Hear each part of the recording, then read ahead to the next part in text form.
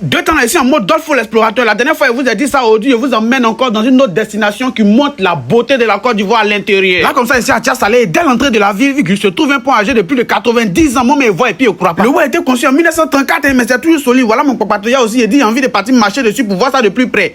Seigneur, protège ton enfant.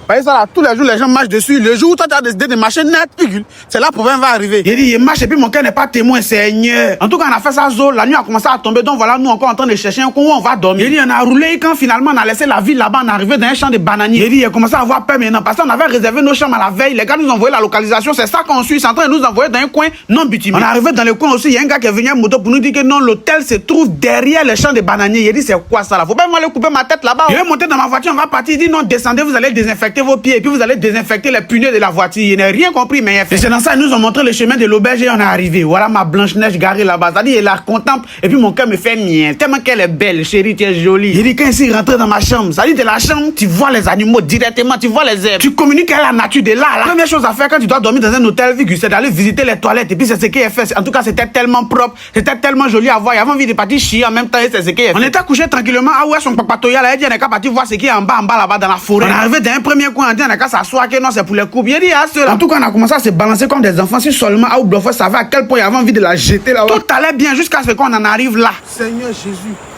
Ouais, Seigneur. Attends, hé.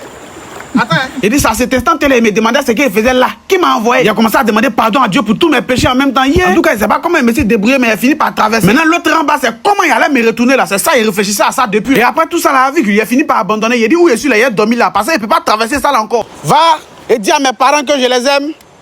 Je ne reviens plus. Parce que ça là, il ne peut plus traverser encore. Le guide touristique là a commencé à me demander pardon. Il a dit, il ne me retourne pas. Il a fallu hélicoptère pour venir me faire passer. Là, il n'a pas filmé parce qu'il était en l'air. Il dit, de toute façon, on s'est promené dans la forêt là. Jour qu'on a laissé l'hôtel au loin là-bas, on est rentré au fin fond. Ça dit là, un animal sort, on est mort, on est foutu. Les gars, j'espère qu'il est retourné vivant. Il va vous montrer tout ça là. Non, c'est trop joli. Que je retourne vivant, je vous fais un vlog. Il dit, on s'est promené comme ça et quand la nuit, un coucou en même temps.